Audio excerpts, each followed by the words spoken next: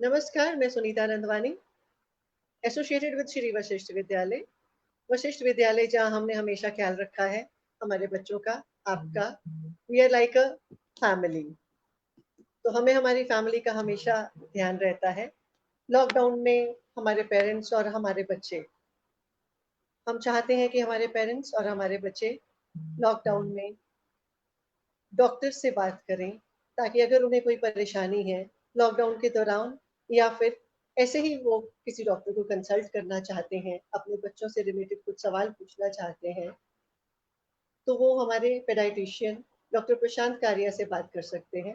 He is a renowned paediatrician and an adolescent young health consultant too. उनका नाम ही काफी है, उनके बारे में ज्यादा इंट्रोडक्शन की जरूरत नहीं है। मे आई सी हूज ऑनलाइन? कुछ लोग अगर हमारे साथ जुड़ेंगे तो मैं डॉक्टर प्रशांत को ऑनलाइन ले लूं। I am just waiting for some people to message. आप लोग अपने सवाल इन बॉक्स में पूछ सकते हैं, कमेंट बॉक्स में पूछ सकते हैं। I'm just waiting for some people to send a message in the comment box so that I can take Dr. Prashant Karia online. We'll be discussing few things about children. आजकल हम सबको कुछ issues रहते हैं बच्चों से कि बच्चे हमारी बात नहीं मानते हैं, बच्चे मोबाइल में लगे रहते हैं। तो क्या करना चाहिए ऐसी सिचुएशंस में, इन सब चीजों पे फोकस करेंगे doctor Prashant Karia. So can we begin with doctor Prashant Karia? I think yes, we can begin with Dr. Prashant Karia. Most welcome at the platform of Shri Vashisht Vidyalaya, Doctor. Thank There you. are many parents जिनको बहुत सारे issues रहते हैं, right? Main तो ये कि बच्चे mobile में लगे रहते हैं, बात नहीं मानते हैं। So मुझसे ज़्यादा parents discuss करना चाहते हैं आपके साथ, so we can continue the session with Dr. Prashant Karia, who's a renowned pediatrician. Thank you so much, Doctor, for being here and giving us your precious time. Thank you. You can continue. Thank you Sunita ji. Parents के question आना तो चालू हो गए हैं, but I just request Milan को कि थोड़ा सा बेस में पेरेंटिंग के ऊपर जो बनाना चाहता था वो हम पहले ले लेते हैं। तो एक छोटा सा प्रेजेंटेशन बनाया हुआ है, पहले हम वो लेते हैं। और अभी तक मैं देख रहा हूँ कि 4-5 कमेंट ऑलरेडी आ चुके हैं, बट मिलन सर प्लीज थोड़ा सा प्रेजेंटेशन आप रन कर दें, तो हम पहले जो बात करनी है वो स्टार्ट करते हैं। पेरेंटिंग की रिक्वेस्ट करना चाहूंगी पेरेंट्स से कि parents please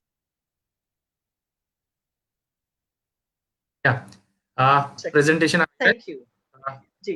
At this time, I thank Sunita ji as well as Vashishtha Vidyalaya के, जिन्होंने, मैंने सोचा था एक ही स्कूल के साथ मुझे ये प्रोग्राम करना है, पर इन्होंने 26 स्कूल को एक साथ, प्री नर्सरी स्कूल सबको इनवाइट कर दिया एंड सब लोग आ गए।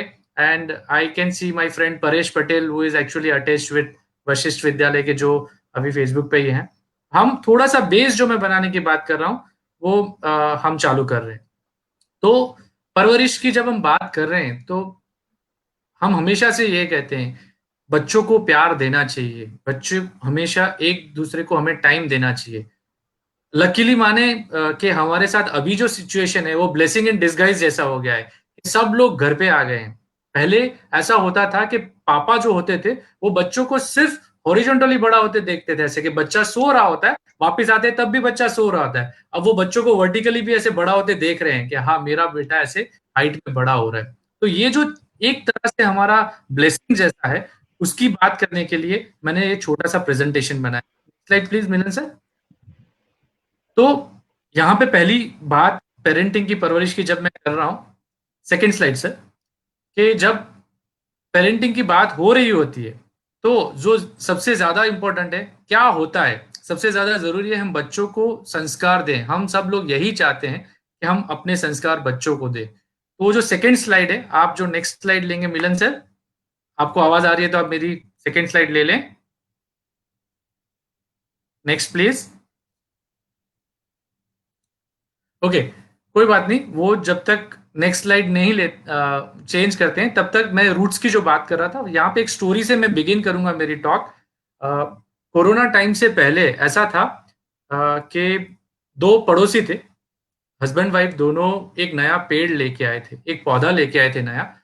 तो वो जो पौधा था, उस पौधे को वो दोनों ऐसा चाहते थे कि वो बड़ा होके एक अच्छा सा ट्री बन जाए।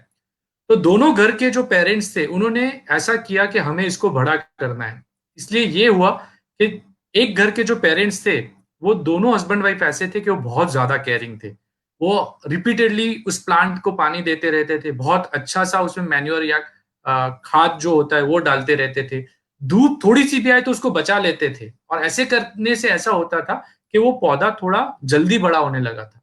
पर बाजू वाले जो थे वो जितना जरूरी हो उतना ही पानी या खाद देते थे, थोड़ी धूप भी आने देते थे, तो उनका पौधा धीरे धीरे बड़ा हो रहा था। अब ऐसा हो गया कि जो पहले घर वाले थे उन्होंने, हस्बैंड वाइफ के बीच में कम्युनिकेशन ज्यादा नहीं था, तो हस्बैंड भी पानी डालेगा, थोड़ी देर बाद वाइफ भी पानी डालेगी, हस्बैंड भी खाद डालेगा, थोड़ी देर बाद वाइफ भी खाद डालेगी। ऐसे करते करते उसका ग्रोथ तो बहुत ज्यादा हो रहा था, पर उसको जरूरत से ज्यादा मिल रहा था। और फिर जैसे ये कोरोना टाइम आ गया, वैसे एक बार एक ऐसा तूफान आया जिस तूफान के अंदर वो पहले घर वाला जो पौधा था वो अचानक से गिर गया, वो पूरा ग्रो नहीं हो पाया। जब हमने ये देखा कि दूसरे घर वाला पौधा जो था वो वैसे का वैसा ही था। कहने का मतलब सिर्फ ये था कि जब परवरिश करते हैं तो हस्बैंड वाइफ दोनों मिलके साथ में करते हैं, और थोड़ा उसको मुसीबत मिले, थोड़ा उसका ग्रोथ हो, उसके लिए थोड़ी सी मुसीबत हो तो कोई चिंता नहीं करते। हमारे साथ यही होता है कि हम बच्चों को सब कुछ देना चाहते हैं, उसकी वजह से कई बार बच्चे प्रॉब्लम में आ जाते हैं। Next slide. हर बच्चा स्पेशल होता है, जैसे हमने तारे जमीन पर में देखा था कि वो बच्चा डिसलेक्सिया था उसको, पर वो बच्चा अलग से कैपेबल था। उसकी ड्राइंग स्किल्स अगर हम देखते हैं तो इतनी ज्यादा अच्छी थी कि वो बहुत ज्यादा अच्छा ड्राइंग बना लेता था। ऐसे ही दूसरी स्लाइड में हम देखेंगे कि पेरेंट्स को अपने बच्चों की जो स्किल होती है वो पहचाननी बहुत जरूरी है। Next slide. नेक्स्ट में हम ये देख रहे हैं कि पेरेंट्स जो पहचानते हैं अपने बच्चों की स्ट्रेंथ, उससे बहुत ज्यादा अच्छा होता है। जैसे हमने ये देखा, जो मूवी थी दंगल मूवी, इस मूवी में जब बेटी किसी लड़के को मार के आती है तब उसके बाप को ऐसा लगता है कि मेरी बेटी दंगल लड़ सकती है। या फिर डेफ एंड म्यूट बच्चा जब क्रिकेट अच्छा खेल रहा होता है उसे देख के वो इंडियन नेशनल टीम में भी पार्ट ले सकता है। ऐसा अगर हम पहचानना शुरू कर देंगे तो बहुत अच्छा होगा। Next slide. प्रॉब्लम ये होता है कि हम, हर बच्चा खास होता ही है, पर हमारी एजुकेशन सिस्टम सिर्फ एक चीज से जज करती है, और वो एक चीज क्या होती है? कि कॉमन थिंग, कि बच्चे के परीक्षा में मार्क्स कितने आए उसके हिसाब से वो इंटेलिजेंट है कि नहीं है, वही देखते हैं। यहाँ पे मैंने जो पिक्चर दिखाया है उसमें ये दिखाने की कोशिश की थी कि अगर हम सब बच्चों को एक ही टास्क देंगे, जैसे कोई मंकी जैसा है, कोई एलिफेंट जैसा है, कोई फिश है, कोई क्रोकोडाइल जैसा है, ये सब बच्चों को अगर हम एक ही टास्क देंगे कि बेटा जो पेड़ पे पहला चढ़ेगा वही पास होगा, तो फिश तो जिंदगी भर यही सोचती रहेगी कि मेरी जिंदगी का कोई मतलब नहीं है। तो हमें ये बिल्कुल नहीं करना है। हमें हर बच्चों की स्ट्रेंथ समझकर उस स्ट्रेंथ के हिसाब से उसे हेल्प करनी है। परवरिश की जब हम बात कर रहे हैं तो मैंने एक रिलेशनशिप करके एक निमोनिक बनाया है, जिस निमोनिक से मैं चाहूंगा कि हर पेरेंट्स अपने बच्चे की परवरिश करें। Next slide please. तो सबसे पहला जो इम्पोर्टेंट है वो है रोल मॉडलिंग। यहाँ पे मैंने दो फोटो रखी है, महात्मा गांधी और एडोल्फ हिटलर की। रीजन सिर्फ एक ही है कि जब महात्मा गांधी छोटे थे तब उन्होंने देखा कि मेरे पेरेंट्स झूठ नहीं बोलते, मेरे पेरेंट अहिंसा में मानते हैं, मेरे पेरेंट हमेशा सच बोलते हैं, तो बड़े होके उन्होंने सत्य और अहिंसा से हमें आजादी दिलाई। उसी टाइम पे हिटलर जब छोटे थे तब उन्होंने देखा कि उनके पेरेंट्स के बीच में बहुत झगड़े होते रहते थे। उनके जो पापा थे उनकी मम्मी को मारा करते थे, तो उन्होंने ये देखा कि किसी से अगर कुछ भी पाना है तो उसे मारना चाहिए, और हमने देखा कि कैसे वर्ल्ड वॉर 2 हिटलर की वजह से हो गया। तो रोल मॉडलिंग बहुत अच्छा है। जब हम ये बोलते हैं कि मेरा बच्चा बहुत गुस्सा करता है, तो कहीं ना कहीं हम देखते हैं कि हम खुद गुस्सा कर रहे होते हैं और उसकी वजह से ही बच्चा वो सीख रहा होता है। तो हमें बहुत जरूरी है कि हम ये बच्चों को अच्छा रोल मॉडलिंग करें। हम जो चाहते हैं वही बच्चों के सामने करें। अगर मैं चाहता हूं कि मेरा बच्चा सच बोले तो मुझे भी सच बोलना है। किसी ने बहुत अच्छे से कहा था कि अगर आप को चिंता हो रही है कि आपके बच्चे आपकी नहीं सुन रहे तो चिंता मत करें, पर चिंता जरूर करें कि वो आपको देख रहे हैं, वो आपको देख के सब कुछ समझ रहे हैं। इसलिए अगर आपका रोल मॉडलिंग खराब है तो बच्चे आपको, आप उन्हें सिखाएंगे कुछ और कि नहीं बेटा ये अच्छा है, ये अच्छा है, पर वो देखेंगे कि मेरे पापा या मम्मी ये गलत कर रहे हैं तो वो वही सीखेंगे। इसलिए सबसे ज्यादा जरूरी है कि अच्छा रोल मॉडलिंग होना चाहिए। तो ये मेरा रिलेशनशिप का आर था। नेक्स्ट, मेरे रिलेशनशिप में ई में आता है इमोशनल बैंक अकाउंट। हम सब जानते हैं कि अगर हम डिपॉजिट्स करेंगे बैंक में तो ही हम विड्रॉ कर पाएंगे, पर हमारे साथ ये हो जाता है कि हम रिलेशनशिप में डिपॉजिट्स कम कर रहे हैं और विड्रॉल ज्यादा कर रहे हैं। अगर मैंने बच्चे को प्रॉमिस किया है कि बेटा आज रात को आकर हम लोग कहीं बाहर जाएंगे, कुछ खाना खाने जाएंगे, और मैं नहीं ले जाता तो मैंने अपना प्रॉमिस ब्रेक किया है, तो वो विड्रॉल में चला जाएगा। अगर मैं बच्चे की बात सुनता हूं तो वो डिपॉजिट में आता है, पर वो बोल रहा है और मेरा ध्यान कहीं मोबाइल में है, उसकी तरफ नहीं है, तो वो विड्रॉल में आ जाता है। जब मैं अपने काम से थक कर घर पे आता हूं और मेरी गलती की वजह से मैं कई बार बच्चों के ऊपर चिल्ला देता हूं, इस टाइम पे अगर मैंने सॉरी बोला तो मेरा बच्चा उसको डिपॉजिट की तरह लेगा, और अगर मैंने उसको सिर्फ बस तुम मैं घर पे आया नहीं और ऐसे करने लगे, इस तरह से एरोगेंट बिहेवियर करूंगा, तो वो विड्रॉल में लेने लगेगा। इसलिए अगर हम चाहते हैं कि बच्चे हमारी रिस्पेक्ट करें तो हमें उन्हें रिस्पेक्ट देनी होगी। अगर हम चाहते हैं कि बच्चों को हम हमारे साथ ज्यादा अच्छे से रहें तो हमें उनका अप्रिशिएट करना पड़ेगा, नहीं कि सबके सामने क्रिटिसाइज करना होगा। तो ये हमारा ई है इमोशनल बैंक अकाउंट का। और इसी में मेरा नेक्स्ट जो टिप है पेरेंटिंग का, एल, वो भी आ जाएगा। सो नेक्स्ट स्लाइड, जिसमें आता है लिसन। लिसन मतलब जब भी हम सुनते हैं तो उस टाइम पे हमें सुनना है एक हाथी की तरह। आप देखो हाथी के दो कान होते हैं, सबसे बड़े होते हैं, मतलब वो सिर्फ सुनते हैं।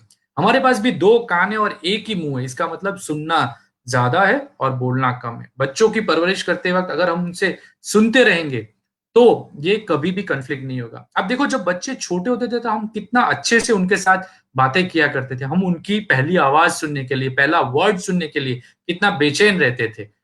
परंतु लेकिन क्या होता है, जैसे जैसे बच्चा बड़ा होने लगता है वैसे वैसे हम उनको सुनना कम कर देते हैं। इससे होता ही है कि वो बोलना भी कम कर देता है। इसलिए अगर आप चाहते हैं कि आपका बच्चा छोटा था तब से लेके बड़ा हो तब तक आपके साथ कम्युनिकेट करता रहे, तो सबसे ज्यादा जरूरी है कि आप उसको सुनते रहे। बस सिर्फ सुनेंगे तो अच्छा होगा।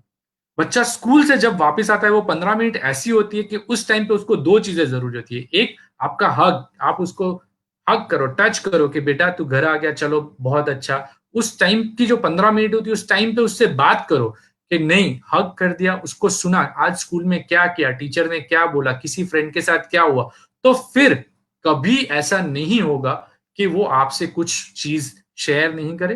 तो ये मेरा एल जो पर्ल था वो रिलेशनशिप का एल था। इसके बाद का जो मेन पर्ल आएगा ए से, नेक्स्ट स्लाइड, वो होता है always give your quality time to your child.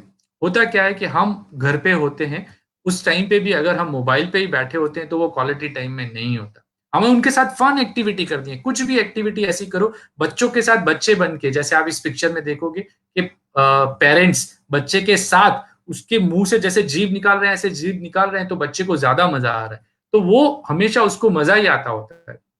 अगर आप चाहते हैं कि बच्चों की मेमोरी में आप कर रहे हैं, क्योंकि कोरोना में हमने ये देखा कि हम सालों पुरानी फोटोग्राफ्स, डिजिटल फोटोग्राफ्स, जो फिजिकल कॉपीज है, उन सबको निकालते हैं और बहुत मजा आता है कि बेटा जब छोटा था तो कितना अच्छा था, क्या क्या किया था हमने। हमें ये देखना चाहिए। एक छोटी सी स्टोरी भी मैं यहाँ पे बोलूंगा कि एक फैमिली में एक बहुत अमीर इंसान रहता था जिसके पास टाइम बिल्कुल नहीं रहता था, और वो पूरे टाइम मीटिंग में ही रहता था। तो एक बार उसके बेटे ने बोला कि पापा आज मेरे साथ टाइम स्पेंड करो। तो पापा ने बोला कि मेरे टाइम की बहुत वैल्यू है, मैं 1 घंटे का 1000 रुपया कमाता हूं, अगर मैं तेरे से बात करूंगा तो मेरा वो 1000 रुपया चला जाएगा। तो उसके लिए उस बच्चे ने तब तो कुछ नहीं बोला, पर अपनी पिगी बैंक लेके आया, उसमें से 1000 रुपया निकाल के पापा को दिया कि पापा ये लो 1000 रुपया और आपका 1 घंटा मुझे दो। तो ऐसा नहीं होना चाहिए कि बड़ा होके बच्चा हमसे भी ये बोले कि मुझे आपके साथ बात करने के लिए पैसे दें। क्वालिटी टाइम स्पेंड करेंगे तो बहुत अच्छा होगा। नेक्स्ट टी जो मेरा है वो है अपना think win win. Next slide please. ये एक सिंपल सा फंडा है जो मैं हमेशा बोलता हूं कि दो लोग कोई भी होते हैं, पेरेंट और बच्चे को हम दो पार्टी बोल सकते हैं, हस्बैंड वाइफ एक बाजू, बच्चा दूसरी बाजू। होता क्या है, मान लो कि हम टीवी देख रहे हैं, उस टाइम पे पापा को क्रिकेट देखना है, मम्मी को सीरियल देखनी है, और बच्चे को कार्टून देखते हैं। अब तीनों जने बैठे हुए हैं, उन तीनों को अलग अलग चीज उसी टाइम पे देखती है। तो प्रॉब्लम क्या होगा, अगर पापा बोलेंगे मैं फैमिली का हेड हूं, मैं क्रिकेट ही देखूंगा, तो मम्मी और बच्चा दोनों नाराज हो जाएंगे। अगर बच्चे ने बोला कि मुझे कार्टून देखना है, तो पापा और मम्मी दोनों नाराज हो जाएंगे।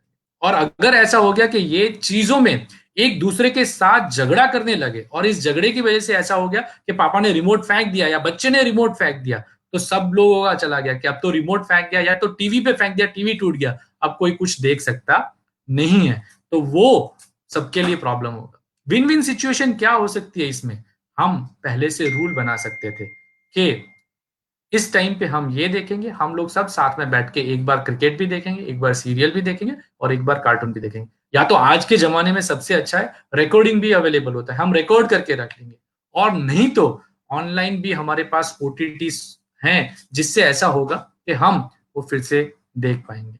तो ये टी जब थिंक विन विन बोला, तो नेक्स्ट स्लाइड में मेरा ये भी आ जाएगा कि वो क्वालिटी टाइम, जो टाइम स्पेंड कर रहे हैं वो क्वालिटी टाइम है। हम सब एक दूसरे के साथ जो टाइम स्पेंड कर रहे हैं वो एकदम क्वालिटी वाला टाइम है। हालांकि जो भी टाइम मिल रहा है वो टाइम हम एक दूसरे के साथ स्पेंड करेंगे तो क्वालिटी टाइम ही होगा। Next slide please. ये आ गया इसके बाद की स्लाइड। अब जो मेन प्रॉब्लम आता है रिलेशनशिप का आई मेरा, वो है ईगो। पापा को ये लगता है कि मैंने एक बार बोला वही सही, मम्मी को यही लगता है मैंने बोला वही सही, और जब बच्चा टीनेज में आ जाता है तो उसको भी यही लगता है मैंने जो बोला वही सही। तो सब जगह पे जब ये आई ईगो आ जाता है, तो उस ईगो की वजह से रिलेशनशिप खराब होती है। परवरिश कुछ भी कर लो आप, और जब आप आई मैंने बोला इसलिए ये करना है, मैंने बोला तो तुम्हें ये करना है, अब जब भी ये आ जाएगा तब हमेशा प्रॉब्लम आएगी। तो वो मैंने का आई जो है उसको हमें नीचे रखना है। जब हम वो नीचे रख लेंगे तब ऐसा होगा कि हमारा रिलेशन कुछ ज्यादा हो जाएगा। नेक्स्ट स्लाइड में ओ मेरा जो पर्ल है वो है ओपन एप्रिशिएशन का। हमारे साथ ये होता है कि बच्चा जब छोटा होता था तब हम उसको अप्रिशिएट करते थे, पर जैसे जैसे बड़ा हो जाता है हम भूल जाते हैं उसको अप्रिशिएट करना। मैंने जैसे पहले भी बोला था कि अगर आप चाहते हैं कि बच्चा आपको रिस्पेक्ट करे, आपके पैर छुए ऐसा आपको लगता है, तो आपको भी उसे रिस्पेक्ट से बुलाना होगा। आप उसके फ्रेंड्स के सामने उसको कुछ भी बोल दोगे, उसको खराब बोल दोगे, तो कभी भी आपकी रिस्पेक्ट नहीं करने वाला। आप अपने पेरेंट्स की रिस्पेक्ट नहीं करोगे तो आपका बेटा भी आपकी रिस्पेक्ट नहीं करेगा। तो ये विशियस साइकिल है। जो भी अप्रिशिएट हम करते हैं वो इस तरह से होना चाहिए कि हम रियल अप्रिशिएशन करते हैं। मेरे बेटा अगर क्रिकेट खेलता है, मैं ये नहीं बोलता कि उसको अप्रिशिएट करते वक्त हम बोले कि बेटा तू तो सचिन तेंदुलकर से अच्छा खेलता है।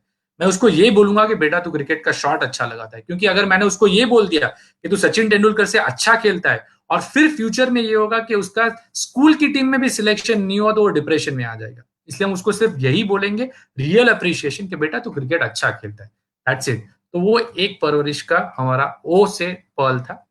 नेक्स्ट जो मेरा एन से पर्ल है रिलेशनशिप में, वो है now is the time to use love language. एक बहुत अच्छी बुक है, मेरा ज्यादातर प्रेजेंटेशन जो था वो इस बुक से इन्फ्लुएंस था, that is a 5 love languages. तो गैरी चैपमैन की ये बुक है जिसमें उन्होंने बोला है कि वर्ड्स ऑफ अफर्मेशन, जब आप किसी के लिए अच्छा बोलते हो या कोई आपके लिए अच्छा बोलता है तो आपको अच्छा लगता है। जब कोई आपको गिफ्ट दे या आप किसी को गिफ्ट दो तो आपको अच्छा लगता है। जब कोई आपके साथ टाइम स्पेंड करे तो आपको अच्छा लगता है। और जब आप किसी को टच करते हैं, कोई डिप्रेस बैठा और उसको सिर्फ क्या हो गया ऐसा सिर्फ हाथ रखते हैं तो भी उसको अच्छा लगता है। और सबसे अच्छा होता है हेल्प करना। अभी हमने देखा कि इस टाइम में हम खराब टाइम जब चल रहा है तब किसी की अगर हेल्प करते हैं तो हमें भी अच्छा लगता है।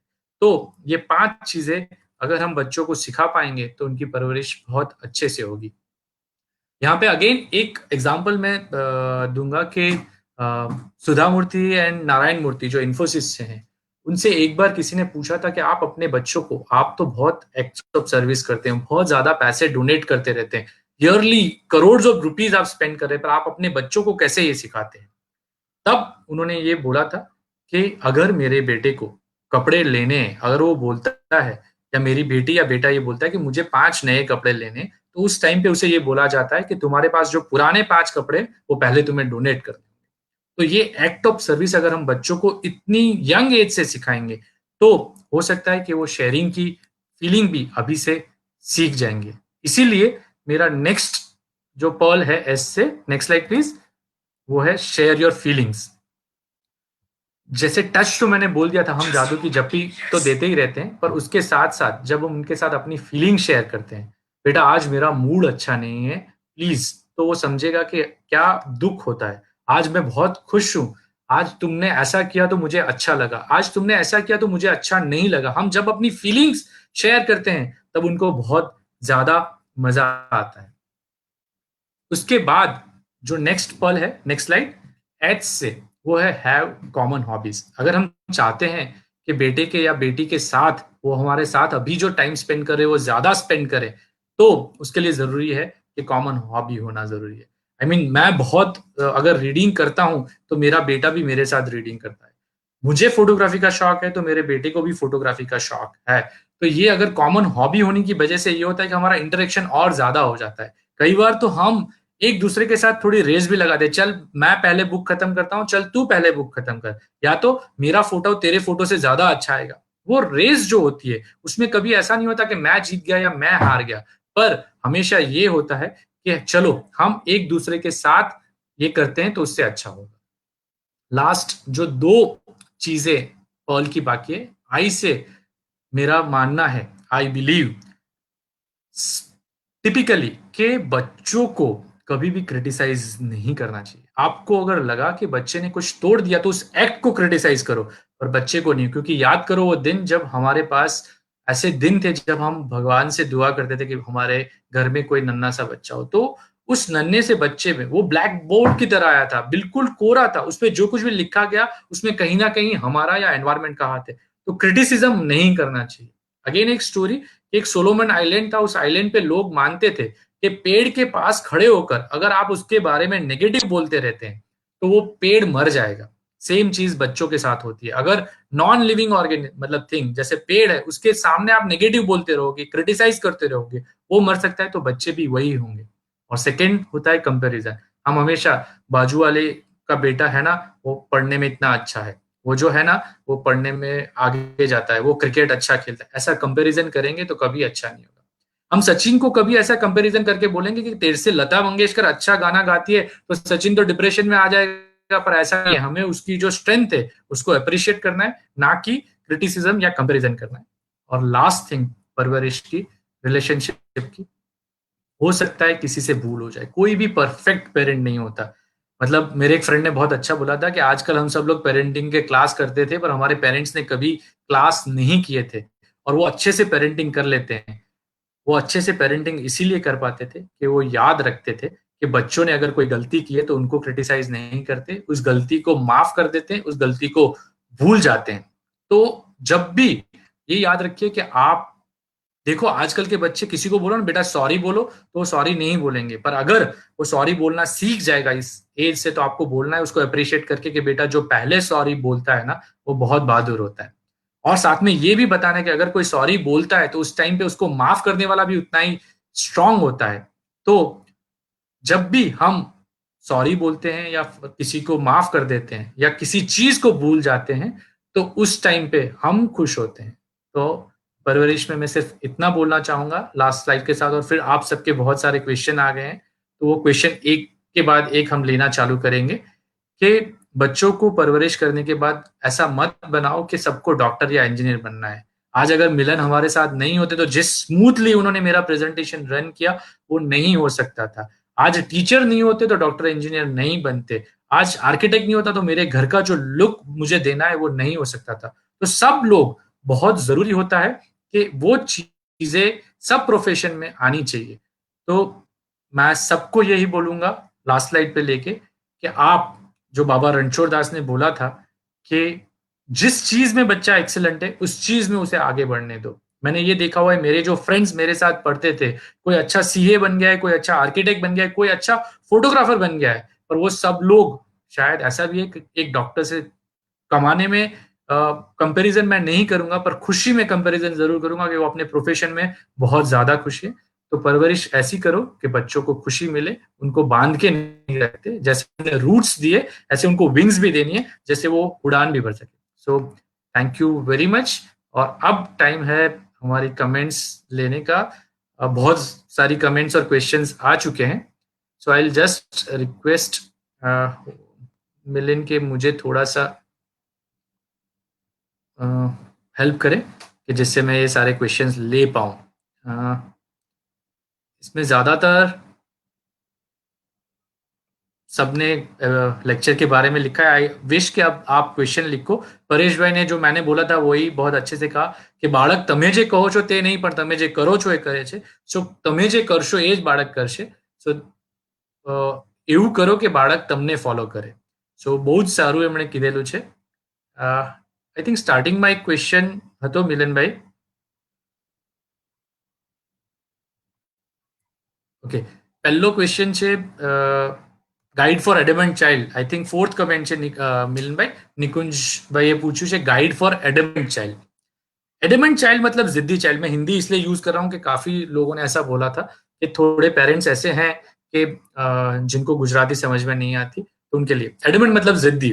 अब यहाँ पे पहली चीज ये देखना जरूरी है कि बच्चा जिद कब से करना सीखता है। आप देखो बच्चा छोटा होता है तो कभी जिद नहीं करता, और जैसे जैसे बड़ा हो जाता है वैसे जिद करना चालू होता है। कई बार वो टेम्पर टेंट्रम मतलब रोड पे लेटना चालू हो जाएगा। उस टाइम पे हमें शर्मिंदगी आएगी कि बेटा ये क्या कर रहा है। कई बार हम गुस्से में आ जाएंगे और उसे जोर से एक मार देंगे कि ऐसा नहीं करना चाहिए। तो जब भी इस टाइप के बच्चे हों जो टेंट्रम्स थ्रो करते हैं, जो एकदम जिद्दी होते हैं, उनके साथ पहला चीज उनको बोलना जरूरी है कि जो उनकी जिद है वो ऐसा जरूरी नहीं है कि हमेशा पूरी हो। अगर आपको लगता है कि वो जिद जो कर रहा है, मान लो कि मेरा बेटा जिद करता है कि पापा मुझे तो ऑडी कार ही चाहिए, और मैं बोलूंगा कि नहीं मैं अफोर्ड नहीं कर सकता, मैं डॉक्टर हूं फिर भी मैं ये बोलूंगा, और उसके ऊपर वो जिद करना चालू कर देगा कि नहीं मुझे ये चाहिए, तो उसे समझाना होगा। अगर वो समझ जाता है कि नहीं बेटा लग्जरी और नेसेसिटी में फर्क होता है, हमारे लिए नेसेसिटी कार है तो हम सिंपल सी कोई भी कार ले सकते हैं, फिर वो मारुति की सिंपल कार होगी तो भी कोई प्रॉब्लम नहीं है, तो बहुत अच्छा है। पर अगर वो नहीं समझता या वो टेंट्रम्स थ्रो करना चालू करता है, तो उस टाइम पे सबसे ज्यादा जरूरी ये होता है कि हम उसको इग्नोर करना चालू करें। आप देखो जब बच्चा बहुत जिद करके मारा मारी करना या लेटना चालू कर देगा, उस टाइम पे वो अटेंशन सिक बहुत कर रहा होता है। तो अगर हम उसको अटेंशन नहीं देंगे और इग्नोर करेंगे तो थोड़ी देर में वो चुप हो जाएगा। ऐसे देखा गया है कि इन बच्चों के साथ गुस्सा होना बहुत नॉर्मल होता है। जब बच्चे एडमेंट होते हैं तो पेरेंट्स को भी बहुत गुस्सा आ जाता है। तो जब गुस्सा आ जाता है तब उसके साथ देखे बिना ही मारना चालू कर देते हैं। तो मेरे पेरेंट्स से यही सलाह है कि कभी भी बच्चों को फिजिकल पनिशमेंट मत दे। जैसे मैंने गांधी जी और हिटलर का एग्जाम्पल दिया था, तो बच्चे वायलेंस आपको देख के ही सीखेंगे। इंपॉर्टेंट थिंग इज जब भी ऐसा होता है कि बच्चे हमें गुस्सा दिला रहे होते हैं, तो मेडिकल साइंस ये कहता है कि बच्चे की जितनी उम्र है उतना टाइम उसको अलग रूम में जाने दो या आप उससे अलग हो जाओ। इसको हम टाइम आउट बोलते हैं। मतलब अगर 10 साल का बच्चा जिद कर रहा है तो 10 मिनट के लिए उसको बोलो कि 10 मिनट बाद हम बात करेंगे, तब तक मैं सोच लेता हूँ। कई बार हमें आंसर नहीं पता होता है तो भी ये 10 मिनट में मिल जाएगा, और कई बार हम बहुत गुस्सा हो गए होते तो 10 मिनट में ऐसा हो जाता है कि हम उसको कुछ रीजनेबल आंसर दे सकते हैं। तो एडमिट बच्चों के साथ डील करने के लिए पहले से उनको सिखाना जरूरी है, समझाना जरूरी है, और अगर जिद करते हैं और आपको लगता है वो खराब है तो उस टाइम पे इग्नोर करना। और सबसे इंपॉर्टेंट, वॉइस रेज किए बिना, नहीं मतलब नहीं, ये नहीं होगा। जैसे मैंने पहली स्टोरी में बोला था, पेरेंट्स ज्यादातर ये होता है कि बच्चों को मना ही नहीं करते किसी चीज के लिए। अगर आप आज मना नहीं करते तो उन्हें ऐसा लगता है कि जिंदगी में सब कुछ मिल सकता है, और जब पहला फेलियर होगा उस फेलियर से उनको प्रॉब्लम होगा। हमने जैसे अभी लेटेस्ट मूवी आई थी पेरेंट्स अवे, इसलिए मैं वो मूवी रिकमेंड करूंगा कि छिछोरे करके मूवी आई थी, जिसमें बच्चा 12th का रिजल्ट आया और फेल होता है तो सुसाइड करने की ट्राई करता है। उसके पेरेंट्स ने अपने फ्रेंड्स के साथ ये बैठ के बोला कि हम सब लोग तो लूजर्स थे, उसमें से आगे बढ़े, पर मैंने अपने बेटे से ये बोला था कि बेटा तेरा रिजल्ट आएगा तब हम सेलिब्रेट करेंगे, पर मैं ये बोलना भूल गया कि रिजल्ट अच्छा नहीं आया तो हम क्या करेंगे, और बच्चे ने इसलिए वो कर दिया। तो बच्चे को उसने जो एफर्ट्स किए उसको अप्रिशिएट अगर हम करेंगे तो बहुत अच्छा रहेगा। मिलन सर, अगर बहुत सारे कमेंट्स आ चुके हैं और मैं देखने जा रहा हूं तो हो रहा है, अगर आप होस्ट चैट में मुझे कोई क्वेश्चंस जो हैं वो अलग से दे देंगे तो बहुत अच्छा होगा। तब तक मैं देखता हूँ कोई क्वेश्चन मुझे मिल जाता है। Thank you everybody for appreciating. Okay, Vibhuti Shinde ने ये पूछा है बच्चे हमारी बात माने इसलिए क्या करें। सबसे इंपॉर्टेंट चीज होती है कि हम हमेशा क्यों ये बोलते हैं कि बच्चे हमारी बात माने। कभी कभी हमें ऐसा करना चाहिए, उनके साथ गेम खेलना चाहिए, और उस गेम में जैसे मैंने बोला थिंक विन विन। अगर लगता है कि जो बच्चा बोल रहा है वो मानने जैसा है तो हमें भी उसकी बात माननी चाहिए। हम टर्न लगा सकते हैं।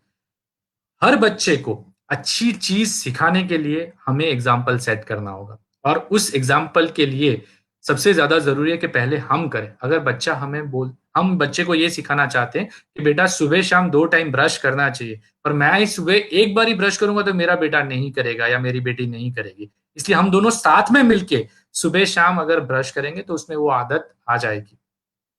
मुझे मैं सबके सामने आज पेरेंटिंग में ये बोलूंगा कि काफी चीजें ऐसी थी जो मैं खाने में नहीं खाता था। तो मेरी बेटी ने एक बार मेरी वाइफ को बोला कि पापा नहीं खाते इसलिए मैं नहीं खाऊंगी, और फिर ऐसा करके उसने मुझे जो मैं नहीं खाता था वो खाना चालू करा दिया। तो उसकी बात भी मानना उस टाइम पे जरूरी हो गया था। तो म्यूचुअली पहले मैंने भी आपकी बात मानी, आप भी मानो, पर एक दूसरे को रिस्पेक्ट देंगे, एक दूसरे की मानेंगे तो बहुत अच्छा होगा। मिलन जी, उसके बाद नेक्स्ट क्वेश्चन हितल कथरोटिया का, कि मोबाइल केम छोड़ा वो। यहाँ पे मैं बोलूंगा पहली चीज कि मोबाइल दिया किसने? हमने दिया। क्यों दिया? क्योंकि हम कहीं पे बिजी थे और हमने सोचा कि उसको मोबाइल दे दिया तो वो उस टाइम पे मोबाइल यूज कर लेगा, तो हमारा टाइम इतना बच जाएगा। लेकिन होता ये कि मोबाइल बहुत एडिक्टिंग होता है। अगर आप मोबाइल छुड़ाना चाहते हो तो इसके ऊपर मैं काफी जगह पे ये मोबाइल डी एडिक्शन का लेक्चर्स, वर्कशॉप ये सब लेता हूँ, पर शॉर्ट में मैं आपको बोलूंगा पहली चीज, किसी भी आदत को छोड़ने के लिए हमेशा 66 डेज, पहली बिलीव थी 21 दिन लगते हैं, पर मैं बोलूंगा 66 डेज लगते हैं। मतलब 22 दिन उस आदत, 3 पार्ट में, 22 दिन छोड़ने में, 22 दिन नई चीज सीखने में, और 22 दिन हम उसको री करने में लग जाएंगे। तो उससे दूर रखना है। दूर रखने के लिए हम क्या कर सकते हैं? पहला, जैसे मैंने बोला, ऐसे be a good role model. Second, हमारे क्लियर रूल्स होने चाहिए। फैमिली रूल्स क्लियर रखो। कैसे फैमिली रूल्स क्लियर रखेंगे? घर पे जब हम बैठे हैं डाइनिंग टेबल पे सब खाना खा रहे हैं तो कोई भी मोबाइल का यूज नहीं करेगा। फिर वो दादा है, पापा है कि बच्चा है, सब लोग वही रूल फॉलो करेंगे। हम लोग जब एक दूसरे के साथ बात कर रहे हैं तभी कोई मोबाइल यूज नहीं करेगा। ऐसे मैं सिखा रहा था तो एक सेशन में एक पेरेंट ने बोला कि हम लोग ने ये भी रूल रखा है कि कोई बाथरूम में मोबाइल नहीं ले जाएगा, क्योंकि बाथरूम में मोबाइल ले जाते हैं फिर एक आध घंटा बैठे रहते हैं वहां पे। तो आपको जो भी फैमिली का रूल बनाना है वो रूल हमेशा बनाना है और उसके बाद हमें वो फॉलो कराना है।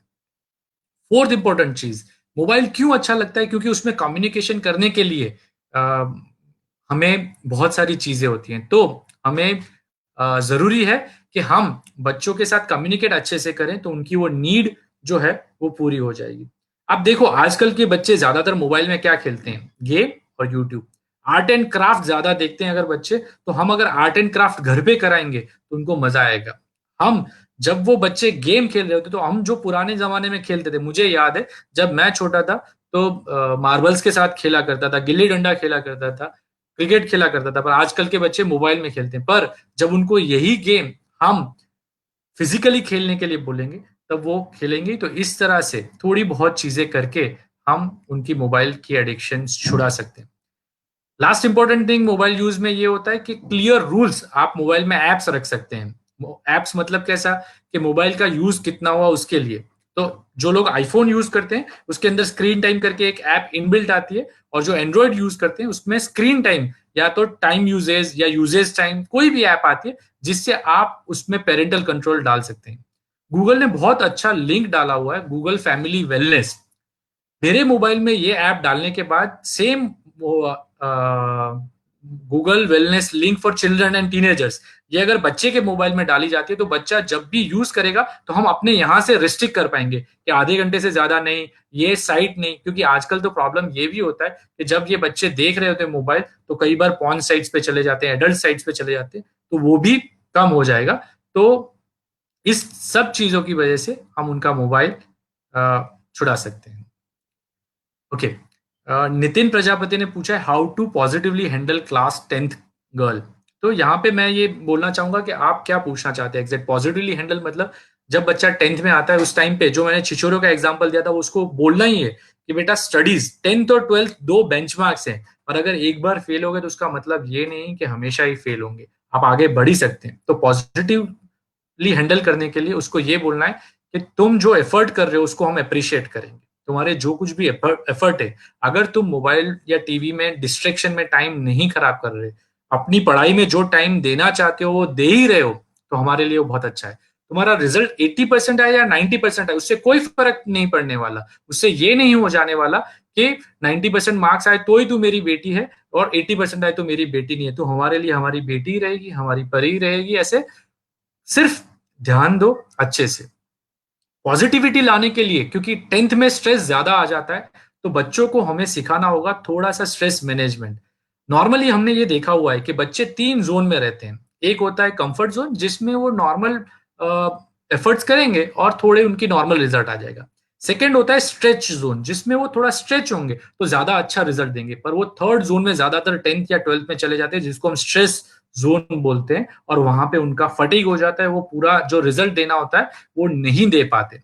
तो इसलिए जरूरी है कि हम उनको सपोर्ट करें, पॉजिटिवली सपोर्ट करें, थोड़ा सा उनको शेड्यूल बनाने में हेल्प करें, टाइम मैनेजमेंट करना सिखाएं, उनके जो गोल्स हैं वो उनको खुद बनाने के लिए बोले, उनको पॉजिटिव टॉक करना सिखाएं, उनको अपने बारे में कि यस मेरा रिजल्ट अच्छा आएगा, मैं आगे जाके ये बनूंगी, मैं ये करूंगी, ऐसा पॉजिटिव वेव्स दें। उसको घर का एनवायरनमेंट भी पॉजिटिव दें, घर में किसी के अंदर अंदर झगड़े नहीं हो, उसको और कोई स्ट्रेस घर का नहीं हो, वो भी हम अगर देखेंगे तो वो शांति से रहेगी। और साथ में उसे थोड़ा सा पॉजिटिव विजुअलाइजेशन या तो मेडिटेशन हम सिखा सकते हैं। एक सिंपल सा 5 मिनट का मेडिटेशन जब भी हम करते हैं तब कई बार माइंड एकदम फ्रेश होता है।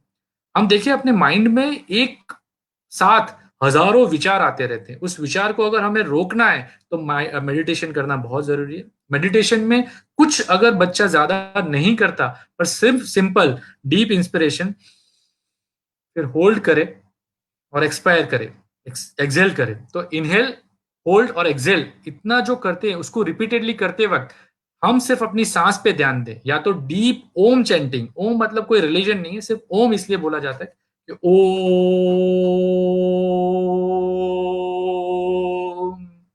हम जब ये बोलते हैं तो उस टाइम पे एक पॉजिटिव वाइब्रेशंस भी निकलते हैं, तो बच्चे में पॉजिटिविटी अपने आप आ सकती है। आई होप मैं थोड़ा जितने भी स्पीड में जा रहा हूं पर आपके क्वेश्चन के आंसर दे रहा हूं। दीपाली गढ़िया ने पूछा है how we grow kids in joint family. बहुत इंपॉर्टेंट। एक ही सिंपल टिप अगर मैं देना चाहूंगा तो सबको एक ही रास्ते पे चलना है। मतलब अगर मम्मी ने बोला कि आज तुम्हें स्वीट नहीं मिलेगी, तो पापा उसको स्वीट नहीं देंगे, दादा उसको स्वीट नहीं देंगे, दादी उसको स्वीट नहीं देंगे। अगर दादा ने बोला कि बड़ों के पैर छूने चाहिए, तो फिर मम्मी भी वही बोलेगी, पापा भी वही बोलेंगे। मतलब सब एक ही लाइन में एक ही चीज बोलेंगे। और उस टाइम पे सबसे ज्यादा जरूरी है बाकी के फैमिली मेंबर एक दूसरे को सपोर्ट करें। जब ये होता है कि बाकी मेंबर्स सपोर्ट करते नहीं है, तब बच्चा सीख जाता है कि अगर मम्मी ने बोला कि स्वीट नहीं खानी तो मैं दादी के पास चला जाऊंगा, दादी दे देंगी। दादा ने बोला कि सबको रिस्पेक्ट देनी चाहिए, पर पापा बोलते हैं ठीक है चलेगा कोई बात नहीं, तो उसके पास चला जाएगा। तो ये बच्चा बहुत निगोशिएट करना सीख जाते हैं। ऐसा नहीं होना चाहिए। इसलिए जॉइंट फैमिली का रूल ये होना चाहिए, सब लोग साथ में बैठ जाएं, हम सब लोग डिस्कस करें, हम सब लोग अच्छे से कम्युनिकेट करें कि क्या हम चाहते हैं अपने बच्चे में क्वालिटीज। कोई भी पेरेंट ऐसा नहीं होगा, मैंने कोई भी पेरेंट ऐसा नहीं देखा कि जो बोलेगा कि मैं अपने बेटे को गुंडा बनाना चाहता हूँ, उसको कैसे गुंडा बनाना है चलो हम डिस्कस करते हैं। सबका एम यही होगा कि मैं अपने बच्चों में अच्छे संस्कार डालना चाहता हूँ, तो उसकी रीत क्या होना चाहिए। पर कॉमन ये है, कोई भी रीत हो, आपकी जो भी मेथड है वो परफेक्ट होगी, पर कब, जब एक ही लाइन में सब लोग बोलेंगे तभी। So that is the answer. Mehul Patel बोल रहे हैं कि स्टेज फीवर कैसे दूर कर सकते हैं। ओके, सो स्टेज फीवर दूर करने के लिए आप अपने बच्चे को सिर्फ एक ही टिप अगर मैं दूंगा तो वो होगी practice, practice and practice, revision revision and revision. जब भी बच्चा स्टेज पे जाके डरता है तो उस टाइम पे उसने घर पे थोड़ी प्रैक्टिस कम की होती है। जैसे आज अगर मुझे सेशन लेना था तो मैंने प्रैक्टिस किया था, इतने सालों बाद, हजारों लेक्चर लेने के बाद मैंने ये प्रैक्टिस की थी कि मैं कैसे ये लेक्चर 20 से 25 मिनट में खत्म करूंगा, ताकि मैं बाकी का टाइम क्वेश्चन आंसर के लिए दूंगा। आप जब प्रैक्टिस करते हो तब आपको पता चल जाएगा आपका फ्लो जो है उसमें क्या प्रॉब्लम है। जब बच्चे प्रैक्टिस करते हैं तो हम एज अ पेरेंट तब देख के ये देख सकते हैं कि उसमें गलती क्या है और उसको सपोर्ट कर सकते हैं। कोई कोई बच्चे ऐसे होते हैं कि जो बिल्कुल कॉन्फिडेंट होते हैं, सब कुछ घर पे अच्छा करेंगे, पर स्टेज पे जाके उनको प्रॉब्लम होता है। तो इन बच्चों के लिए ये करना होता है, उनको विजुअलाइज कराना, उन के सामने आप आर्टिफिशियल ऑडियंस रख दो। आज के जमाने में तो सब कुछ पॉसिबल है। आप एक स्क्रीन रख सकते हैं, आप कोई खिलौने रख सकते हैं, जैसे मेरी स्क्रीन के पीछे ये जो दिख रहे हैं पपेट्स, तो वो पपेट्स रख दिए कि ये आपकी ऑडियंस है, और उस टाइम पे बच्चे को बोलने की आदत डालो। तो वो जब बोलेगा तब आदत होने की वजह से स्टेज फियर कम हो जाएगा। लास्ट थिंग, जब स्टेज फियर वाले बच्चे होते हैं उनको हम ये बोलते हैं कि कोई फर्क नहीं पड़ता। आप याद रखो, मुझे याद है कि मैं 5th स्टैंडर्ड में था, गुजराती मीडियम से था, और मेरी स्कूल के सर ने, तब इलेक्ट्रिशियन में मैं जाता था, प्राइज लेके आता था। पर सर को ऐसा लगा कि आज जो इंटर स्कूल कंपटीशन है उसमें जो सब्जेक्ट था महात्मा गांधी, वो इंग्लिश कंपटीशन था, तो हमारी स्कूल से तो कोई नहीं जा पाएगा। तो मेरे सर ने मुझे बोला कि क्या तुम इंग्लिश में जाके ये जो इलोक्यूशन कंपटीशन उसमें पार्ट लोगे। आई स्टिल रिमेंबर, मेरे सर थे रमेश सर, उन्होंने मुझे ये बोला था। एंड मैंने कहा सर पर इंग्लिश तो मुझे आती नहीं, अभी 5th में तो एबीसीडी सीखना चालू किया है। तो सर ने मुझे बोला कि तू बोल अच्छा सकता है, तो मैं तुझे इंग्लिश गुजराती में सिखा दूंगा और तू इंग्लिश एक्सेंट में बोल लेना। अब हुआ क्या कि 5वीं में पढ़ता बच्चा उस टाइम पे, सिंपली मैं बोलूं तो मैंने रट्टा मारा था, गुजराती में जो लिख के दिया था, Mahatma Gandhi was born in this year, he was having 2 main principles, non violence and truth, ये सब मैंने पूरा रट्टा मार लिया था। और बीइंग अ ब्रिलियंट स्टूडेंट सब कुछ आता था, पर वहां पे स्टेज पे जाके जब मैं बोल रहा था और बीच में किसी ने कुछ बोला, मैं पूरी लाइंस भूल गया, आगे क्या करना समझ में नहीं आया। और उस टाइम पे स्टेज फियर क्या होता है वो मुझे पता चला, और तब मैंने डिसाइड किया कि नहीं, रट्टा मार के कभी भी स्टेज पे नहीं जाऊंगा। तो बच्चे को जब भी हम स्टेज पे भेजते हैं उस टाइम पे हमें ये करना है कि उसको अंदर से बोलने दो, उसको एनकरेज करो कि yes I can do it. चालू होने से पहले जैसे मैंने बोला था वैसे थोड़ा सा मेडिटेशन कर सकते हैं, जिससे दिमाग शांत हो जाएगा। एग्जाम से पहले जैसे हम बोलते हैं, ज्यादा स्ट्रेस नहीं लेगा तो वो अच्छा कर ही पाएगा। Okay, next question. ओके, ये तो 2-3 एडवाइस ही हैं।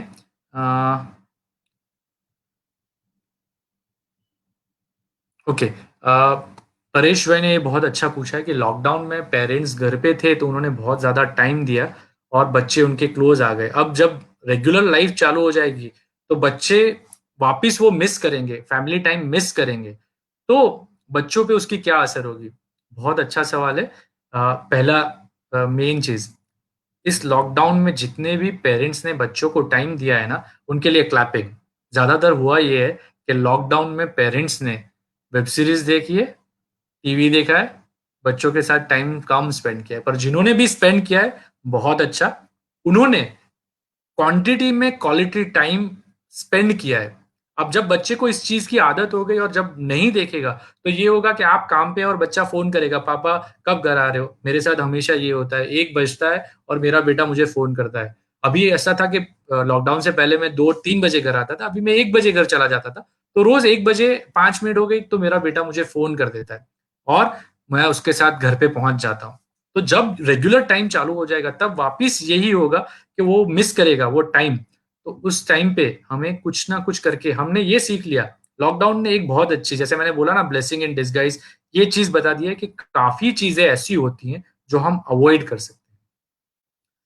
हमारी जिंदगी में कुछ चीजें होती है जो अर्जेंट और इंपॉर्टेंट होती है, कुछ चीजें होती हैं जो नॉन अर्जेंट होती है पर इंपॉर्टेंट होती है, कुछ चीजें ऐसी होती है जो इंपॉर्टेंट होती है और हमें उसको इंपॉर्टेंस देना होता है, पर काफी चीजें ऐसी होती है जो नॉन अर्जेंट नॉन इंपॉर्टेंट होती है और हम उसमें टाइम ज्यादा दे देते हैं, उसकी वजह से हमारे पास टाइम की क्राइसिस होती है।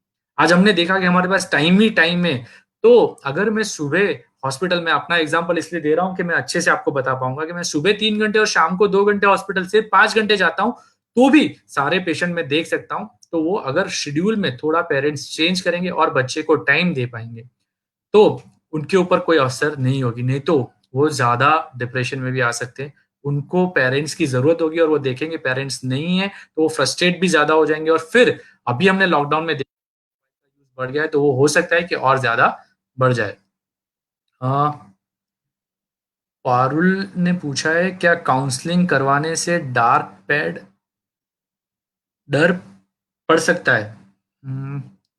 ओके, काउंसलिंग से कुछ डर नहीं होता, मतलब कुछ बच्चों में ऐसा नहीं है। काउंसलर्स जितने भी होते हैं वो बहुत अच्छे से डील करते हैं, इसलिए कभी ऐसा नहीं सोचना चाहिए। ओके, विभूति शिंदे ने ये बोला है, बच्चों को मारना कैसे बंद करें। बहुत अच्छा। आई मीन जितने भी हम सब पेरेंट्स हैं, हम सब ने बचपन में कभी ना कभी पेरेंट या टीचर के हाथ की मार खाई होगी। I mean being a brilliant student also, I still remember कि एक बार एक होमवर्क करना रह गया था एंड टीचर ने डायरेक्टली पनिशमेंट ऐसे शार्ट करके मार दिया था हाथ पे, वो आज भी याद है। हम बंद कैसे करें बच्चों को मारना? सबसे पहला इंपॉर्टेंट, जब भी बच्चों पे गुस्सा आता है उस टाइम पे मैंने बोला वैसे टाइम आउट, 10 मिनट के लिए उससे अलग चले जाए। उसी टाइम पे रिएक्ट और रिस्पॉन्ड में फर्क होता है। हम जब भी बच्चों को मार देते हैं ना, हम रिएक्ट करते हैं, उसने गलती की, हमने मार दिया, रिएक्शन आ गया, खत्म। हम रिस्पॉन्ड करेंगे। रिस्पॉन्ड कैसे करेंगे? अगर बच्चे की कोई गलती है तो थोड़ा टाइम आउट हमने ले लिया, थोड़ी जो एक्सरसाइज सबको सिखाई जाती है कि भाई रिवर्स 100 to 1 काउंट करना चालू कर दो, या मेडिटेशन चालू कर दो, या एक मसल रिलैक्सेशन टेक्निक होती है, ये सब कर दो, तो आपको थोड़ा टाइम मिल जाएगा। पर वो टाइम मिलने के बाद हमें रिस्पॉन्ड करना है, बच्चे के पास जाना है, उसने जो गलती की है वो गलती गलत है। हमें बच्चे को ये बोलना है कि बेटा आपने जो किया वो गलत था, आप गलत है ऐसा नहीं, पर आपने जो किया वो गलत है। अगर my child is speaking bad word to me, अगर मेरा बच्चा किसी चीज में मतलब स्कूल में फ्रेंड्स के साथ था और गाली बोलना सीख गया था, अब उसने सबके बीच में मुझे गाली दे दी, तो बिल्कुल उस टाइम पे मुझे गुस्सा आएगा और मैं रिएक्ट करके उसको थप्पड़ भी मार सकता हूँ। और उससे ज्यादा जरूरी होगा कि हम रिस्पॉन्ड करें। 10 मिनट का टाइम निकाल के हम सोचें कि कैसे ये बच्चा सीखा, कहाँ से सीखा।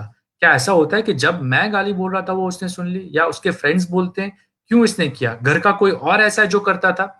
सेकंड, ये बिहेवियर अनएक्सेप्टेबल है, अगर मैं नहीं कर रहा और वो बच्चा कर रहा है तो उसको क्लियरली बोलना है कि ये जो बिहेवियर है वो हमारे घर में एक्सेप्टेड नहीं है। हम कभी भी अपने घर में बड़ों से इस तरह से बात नहीं करते। क्या तुमने कभी देखा है कि मैं अपने पापा से ऐसी बात करता हूं? अगर मैं अपने पापा से ऐसी बात नहीं करता या किसी और के साथ नहीं करता, तो तुम भी नहीं कर सकते। आप मारोगे ना तो उसको एक बार थोड़ा सा लगेगा, पर धीरे धीरे उसको आदत पड़ जाएगी। ये ठीक है, मार पड़ेगा, कुछ नहीं।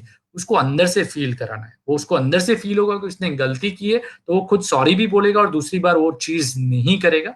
तो इस चीज के लिए जरूरी होगा कि हम रिस्पॉन्ड करें, उसको सिखाएं, वैल्यूज सब सिखाएं तो अच्छा रहेगा। हाँ, ये बच्चे पेरेंट्स की सुने वाला आ गया है। फिर नेक्स्ट क्वेश्चन है,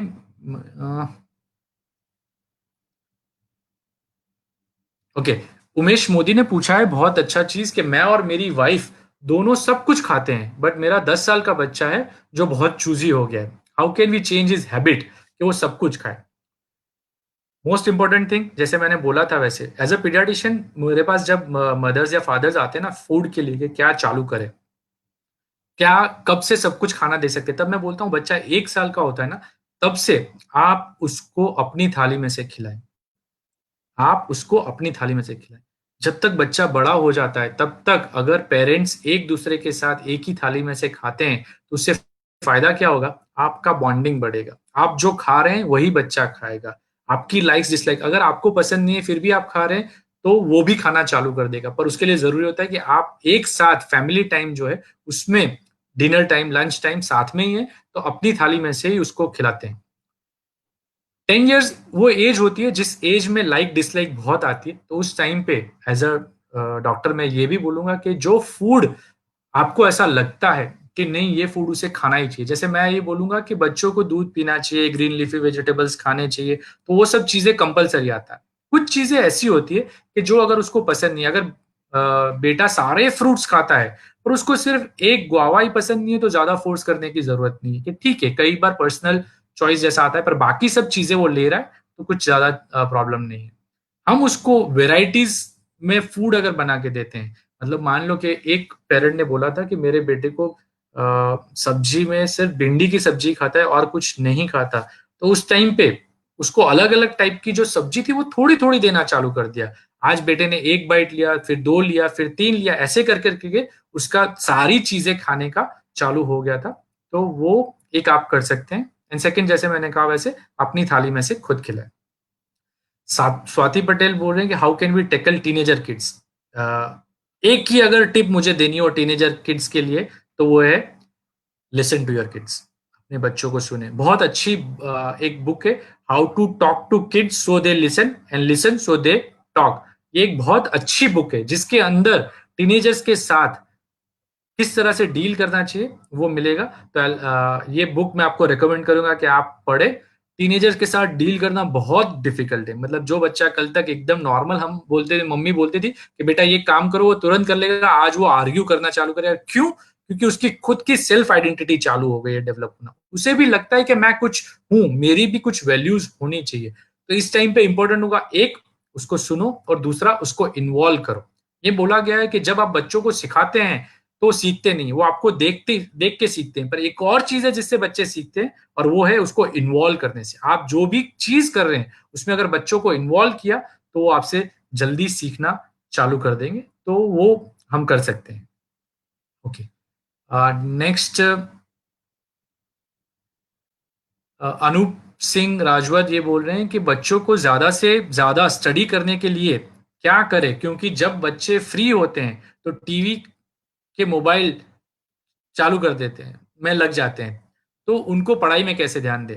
again important thing, American academy of paediatrics ये बोलती है 2 साल से छोटे बच्चों को स्क्रीन दिखाना ही नहीं है, टीवी नहीं, मोबाइल नहीं। 2 साल से 6 साल के बच्चे वीक डेज जो होते हैं उसके अंदर 1 घंटा आप उनको दे सकते हैं। 6 साल से 16 साल के बच्चे होते हैं उनको मैक्सिमम 2 घंटा टीवी या मोबाइल दे सकते हैं, वो भी अंडर सुपरविजन। तो ये रूल, अगर जैसे मैंने बनाया ना फैमिली रूल, घर में हम सब लोग इतना ही मोबाइल यूज करेंगे, तो आपको भी वही करना है। इस टाइम पे मैं बोलूंगा कि 2017 में जब मेरा फर्स्ट आर्टिकल दिव्य भास्कर में आया था कि जब घर पे हो तब मोबाइल टीवी बंद रखें, अपना स्क्रीन टाइम लिमिट में रखें। तो मेरा बच्चा तो इंग्लिश मीडियम में पढ़ता है और उस टाइम पे 6 स्टैंडर्ड में था। तो उसने मुझे गुजराती की हेडलाइंस पढ़ के बोला कि पापा पहले आप फॉलो करो फिर मुझे बोलो। I mean he just pointed out at me कि पहले आप फॉलो करो फिर मुझे बोलो।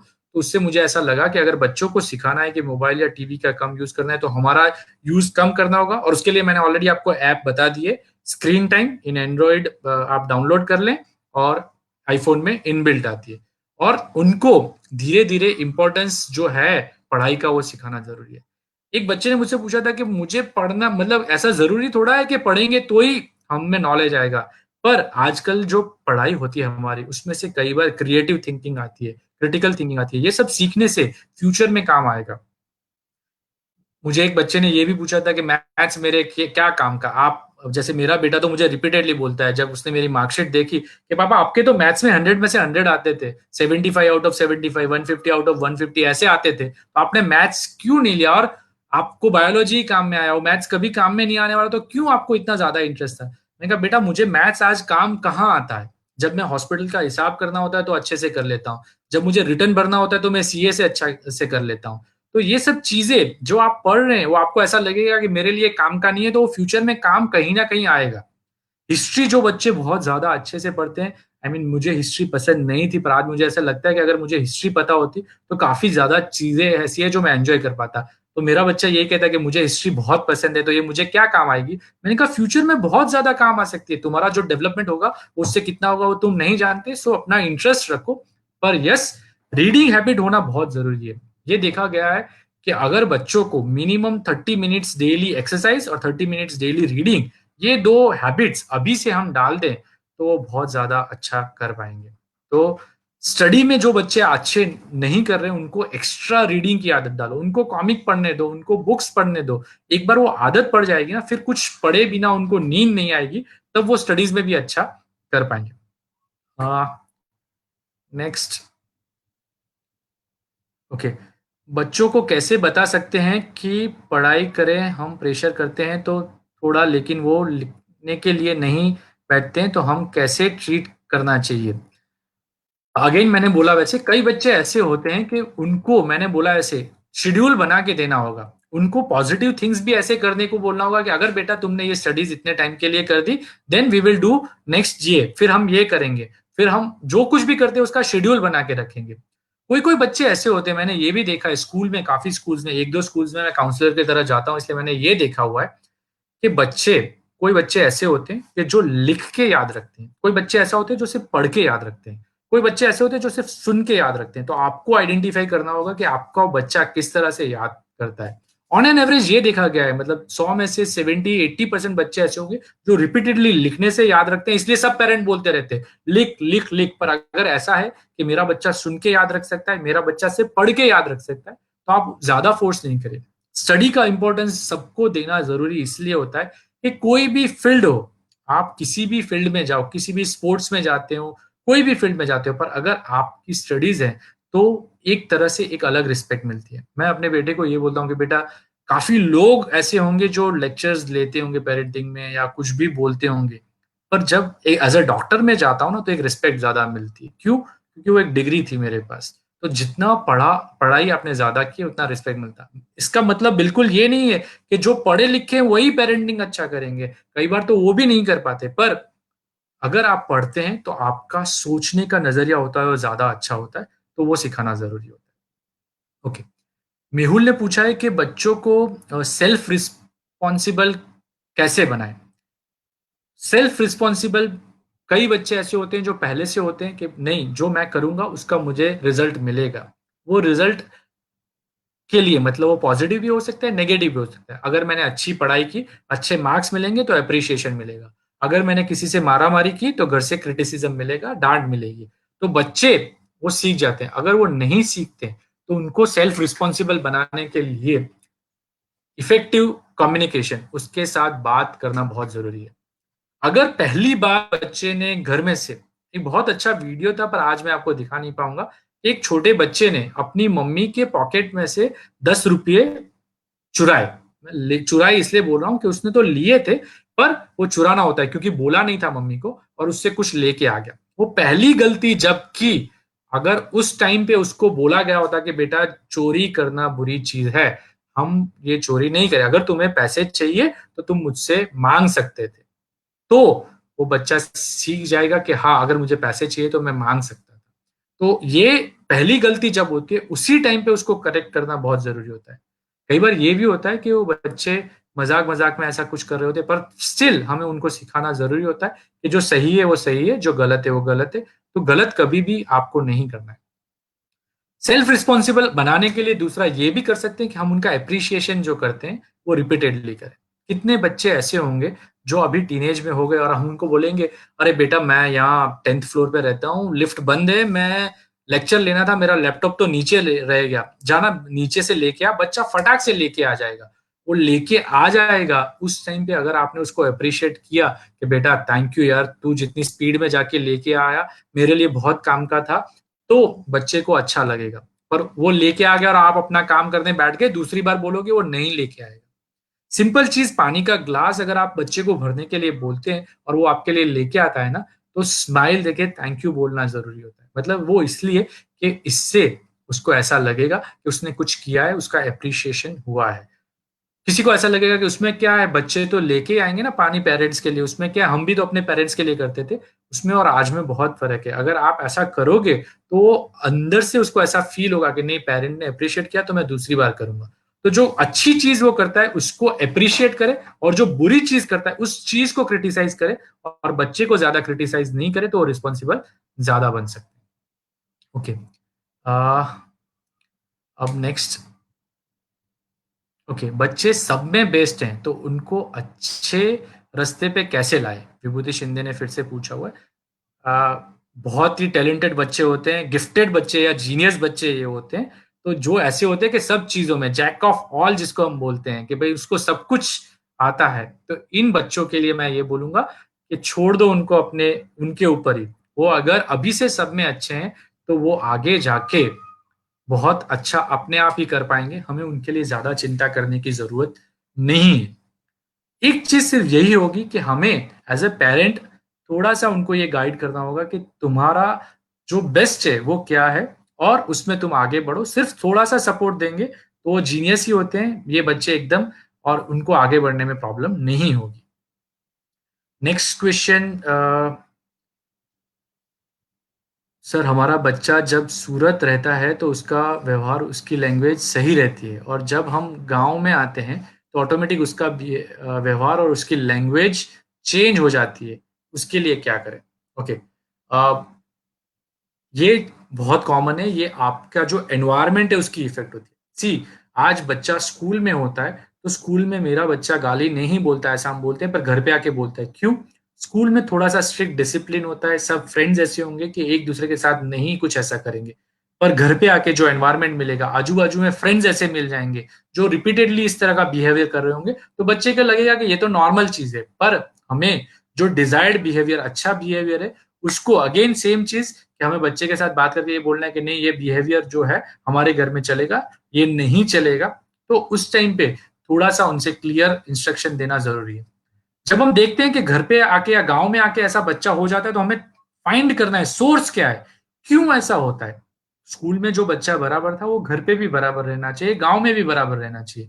जब उसका बिहेवियर वहां पे चेंज होने लगता है, तब सबसे ज्यादा जरूरी होता है कि हमें सोर्स देखना है, वो किससे रोल मॉडलिंग कर रहा है। उसके लिए पेरेंट्स रोल मॉडल होते हैं, टीचर्स रोल मॉडल होते हैं, और यहाँ पे उसका जो पीयर ग्रुप होगा, वो ग्रुप उसके लिए शायद रोल मॉडल बनेगा, और वो उसकी वजह से बिगड़ रहा हो। इस टाइम पे हमें बच्चों को ये बोलना भी जरूरी है कि ऐसे फ्रेंड्स को मना कैसे करते हैं। नॉर्मली टीनेजर में ये तकलीफ देखी जाती है कि वो अपने फ्रेंड्स को मना नहीं कर पाते। जैसे पेरेंट्स अपने बच्चों को मना नहीं कर पाते, वैसे टीनेजर्स अपने फ्रेंड्स को मना नहीं कर पाते। तो उनको ये बोलना बहुत जरूरी है कि आपको अपने बच्चे को मना, फ्रेंड्स को मना करना बहुत जरूरी है, और दूर रहना बहुत जरूरी है। यहाँ पे मैं ये भी बोलूंगा कि टीनेजर के जो बच्चे होते हैं, उनका जो आगे का फ्रंटल कॉर्टेक्स होता है, जिसको हम मेडिकल लैंग्वेज में बोलते हैं फ्रंटल कॉर्टेक्स, आगे का ब्रेन, वो अभी डेवलप नहीं हुआ, उसकी थिंकिंग स्किल्स अभी डेवलप नहीं हुई है। उसकी वजह से उसको हमेशा अपनी एज के बच्चे अच्छे लगेंगे। पर अगर पेरेंट्स उस टाइम पे क्या सही क्या गलत अच्छे से उसके साथ कम्युनिकेट करेंगे, तो उसका जो सीखने का ये है अभी, वो जल्दी से सीखेगा। तो वो करना बहुत जरूरी है। नेक्स्ट, बच्चे कुछ भी करने के रिश्वत मांगते हैं, उसके लिए क्या करना चाहिए? मुझे लाके दोगे तो ये मैं करूंगा। okay. बहुत अच्छा सवाल पूछा निमिषा जी। पर ये रिश्वत की आदत कहाँ से लगी? अगेन मैं बोल रहा हूँ कि रिश्वत की आदत कैसे लगी। बच्चा छोटा था तब हम जो बोलते थे वो करता था। अभी क्यों ये रिश्वत मांगता है? क्योंकि उसको आदत पड़ गई, हमने थोड़ी सी उसको आदत डाल दी कि बेटा तुम मेरे लिए ये करोगे तो मैं तुम्हें ये ला के दूंगा। जैसे मैंने वो एग्जाम्पल दिया था ना कि 12th में रिजल्ट अच्छा आया तो हम शैंपेन की पार्टी करेंगे, हम तुम्हें मोटर बाइक दिला के देंगे। तो बच्चे को ये लगता है कि जब मैंने कुछ किया है तो मुझे कुछ मिलना चाहिए।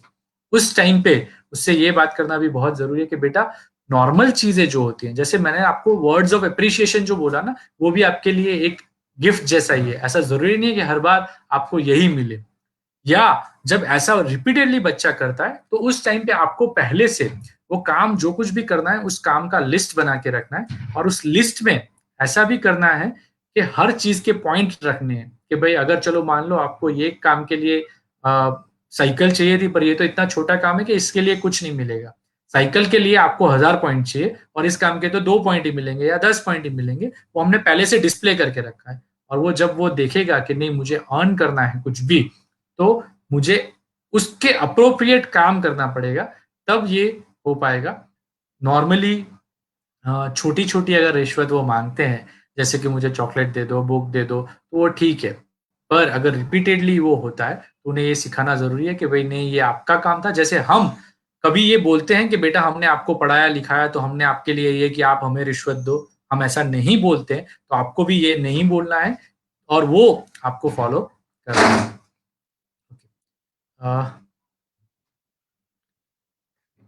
ओके, उमेश जी ने ये पूछा है, how can we manage our thought so that we can't keep our expectation from our child because it is creating depression between us. अगर किसी भी रिलेशन को कुछ मारता है ना, तो वो एक्सपेक्टेशन मारता है। मार्क माई वर्ड्स, किसी भी रिलेशन को कुछ मारता है तो वो एक्सपेक्टेशन मारता है।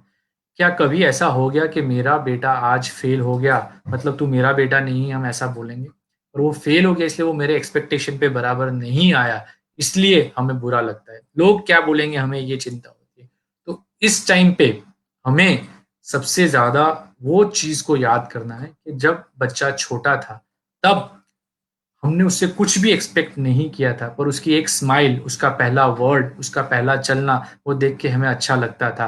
तो आज भी अगर वो गिरा है तो हम उसको सपोर्ट करेंगे। अगर वो मेरी एक्सपेक्टेशन थे, आज मेरी एक्सपेक्टेशन तो हमेशा ये रहती है, मैं एज अ इंडियन ये बोलूं कि इंडियन क्रिकेट टीम खेल रही होती है तो मेरी एक्सपेक्टेशन तो यही होती है कि इंडिया हर बार जीतनी चाहिए, हर बार कोहली को सेंचुरी मारनी चाहिए, वो मेरी एक्सपेक्टेशन है। सेम चीज बच्चे और पेरेंट में, पेरेंट की एक्सपेक्टेशन होती है कि मेरा बेटा हर बार जीतना चाहिए, हर बार सेंचुरी लगाना चाहिए। पर अगर वो कभी फेल होता है, कभी पूरा परफॉर्म नहीं कर सकता, तो भी वो आपका ही बेटा या बेटी रहेगी, उसको एक्सेप्ट करे, एक्सपेक्टेशन को कम करे, तो रिलेशनशिप अच्छी रहेगी, पर उसको सपोर्ट देना बहुत जरूरी होता है। ओके, इस कोविड-19 में हम अपनी इम्यूनिटी कैसे बढ़ाएं, ऐसा किसी ने पूछा है। तो मैं सिंपल चीज में आंसर दे दूंगा। इम्यूनिटी बूस्टर जो मार्केट में मिलते हैं वो लेने की बिल्कुल जरूरत नहीं है।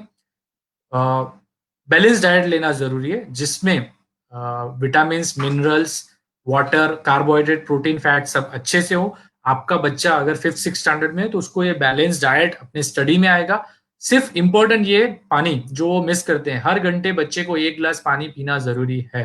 सेकेंड, विटामिन डी, जो सनलाइट है, हम बच्चों को सनलाइट में जाने नहीं देते, तो इम्यूनिटी बढ़ानी है तो उनको सुबह शाम 1 घंटा, सुबह 10 से पहले, शाम को 4 से 5 के बीच में 20 से 30 मिनट सनलाइट में भेजे, जिससे उसका विटामिन डी लेवल बढ़ेगा, कोई दवाई लेने की जरूरत नहीं पड़ेगी।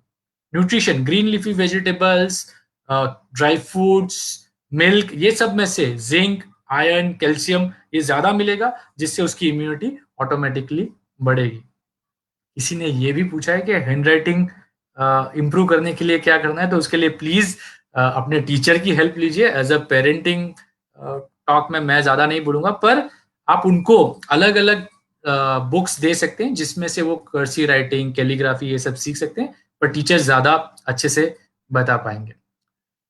किसी ने ये पूछा है कि मेरा बच्चा बहुत वेल मैनर्ड है, बट उसको हमेशा मेरे सपोर्ट की जरूरत रहती है स्टडी में, मैं उसको कैसे एनकरेज करूं कि वो सेल्फ स्टडी करे, because he is coming in 9th। तो बहुत इंपॉर्टेंट चीज आपने पूछी है श्रद्धा जी। इसका सिर्फ ये मैं आंसर दूंगा कि अभी तक बच्चा अगर पेरेंट्स के ऊपर डिपेंडेंट रहता था, तो वो धीरे धीरे आदत जाएगी। उसके लिए सिर्फ एक ही सिंपल चीज है कि आप बच्चे को टाइम दे। बच्चा जब भी स्टडी कर रहा होता है ना, तो जरूरी नहीं है कि आप उसको सब कुछ सिखाओ, पर उसको अटेंशन की जरूरत होती है। मम्मी मेरे साथ बैठती है तो आप उसके साथ बैठ के कुछ पढ़ सकती हैं। उसको बीच बीच में कुछ चाहिए खाने के लिए, कुछ रिलैक्सेशन के लिए चाहिए, कुछ बात करने के लिए चाहिए, तो आप अवेलेबल रह सकती हैं। और अपनी डिपेंडेंसी कम करने के लिए उसको अपने फ्रेंड्स का बड़ी ग्रुप्स बनाने के लिए भी इनकरेज कर सकते हैं, कि जो फ्रेंड्स एक दूसरे के साथ डिस्कस करेंगे तो वो ज्यादा अच्छे से कर पाएगा। हाँ, एक दूसरे पेरेंट ने पूछा है कि माई child is 11 years and when somebody comes at home or we go somewhere, he start to show off his attitude. What can be the reason? Attitude दिखाना, 11 साल मैं बोलूंगा परफेक्ट एज है। अर्ली एडोलेसेंट जिसको हम बोलते हैं, 9 to 12 years, इस एज में आइडेंटिटी क्राइसिस और आई एम समथिंग, मैं कुछ हूं, ये फीलिंग हर बच्चे में आती है। इसलिए जब भी कोई आएगा उसको इंप्रेस करना उसके मन में ही होगा। तो उस टाइम पे हमें बच्चे को ये एटीट्यूड कम करने के लिए सिर्फ ये बोलना होगा कि बेटा, जब भी हमारे घर पे कोई आता है या हम किसी से मिलते हैं, तो उस टाइम पे हमें उनके साथ अच्छे से बात करनी होगी। क्या आपने कभी ये देखा है कि पापा ने किसी के साथ एटीट्यूड ऐसे दिखाया हो? हम अपनी जो अच्छी क्वालिटी है वो उनको दिखाएं, पर हम उनको ऐसा फील नहीं कराएं कि हमें ही सब कुछ आता है, आपको नहीं आता है। और ये जब हम बच्चों के साथ कम्युनिकेट अच्छे से कर लेंगे, तब वो समझ लेंगे। 11 साल में उनको जो एटीट्यूड होता है ना, उसके लिए सिंपल सिंपल एक्सरसाइज हम उसको दे सकते हैं कि जब भी कोई घर पे आए और आपको लगता है कि वो एटीट्यूड दिखाने वाला है, आप उसको एक ऐसा टास्क दे सकते हैं जो टास्क पूरा करने में उसको टाइम लगेगा। आप उसको कोई काम ऐसा दें और उसी टाइम पे वो जब वो काम खत्म कर ले तो अप्रिशिएट करेंगे, और सबके सामने अप्रिशिएट करके सिंपल वर्ड्स बोलेंगे, तो भी उसको जो अंदर उसका ईगो सेटिस्फेक्शन, आइडेंटिटी सेटिस्फेक्शन होना होगा, वो हो जाएगा और वो फिर नॉर्मल हो जाएगा। ओके, आशा जी बोल रही हैं कि बच्चे टीचर की सभी बातें मानते हैं, पेरेंट्स की नहीं मानते हैं।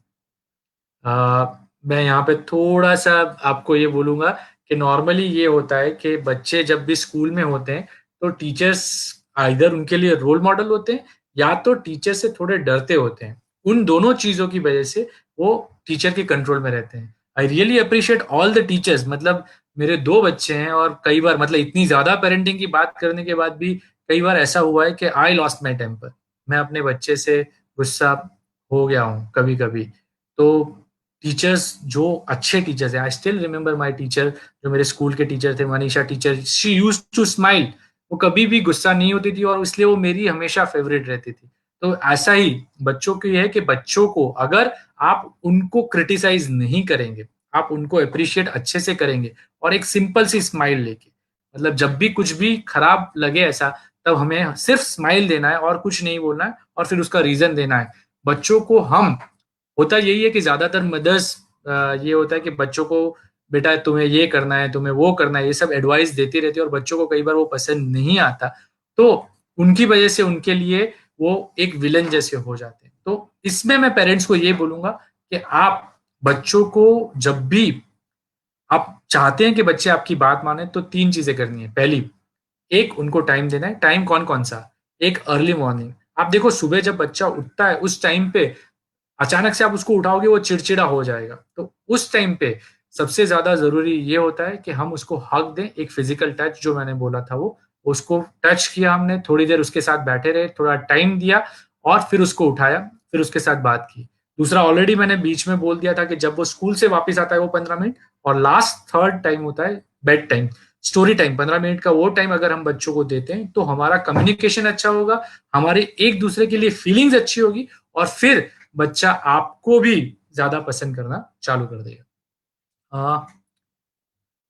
माई गर्ल चाइल्ड इज 10 years, जिद्दी and concentrated to one thing every time rather than multi action.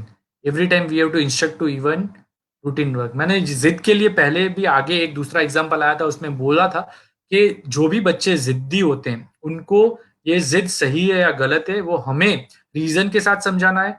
अगर वो जिद कर रहा है तो उस टाइम पे उसको इग्नोर करना है और अपना वॉइस रेज किए बिना उसको ना बोलना है, उसको पनिशमेंट फिजिकल नहीं देनी है। और अगर तुम ये करोगे तो ही यही होगा, वो अगर एक बार किसी ने बोल दिया तो सबको उसी लैंग्वेज में बोलना है और उसको सपोर्ट करना है। आई थिंक हम 1.25 घंटे से बात कर रहे हैं, तो लास्ट एक दो क्वेश्चन हम ले लेते हैं and then over to Vashishtha school.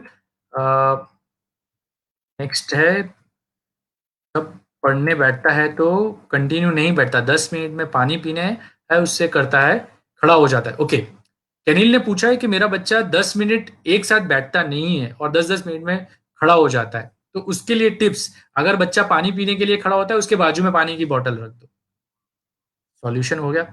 कोई कोई बच्चा ऐसा होता है जिसको पढ़ने में मजा नहीं आता, नॉर्मली ये देखा गया है, मैंने इसलिए बोला 1.25 घंटा हो गया कि नॉर्मल कंसंट्रेशन पावर जो होता है वो 45 मिनट का होता है। हम आधा घंटा और ऊपर चले ही गए हैं, क्वेश्चन आंसर 45 मिनट के हो चुके हैं।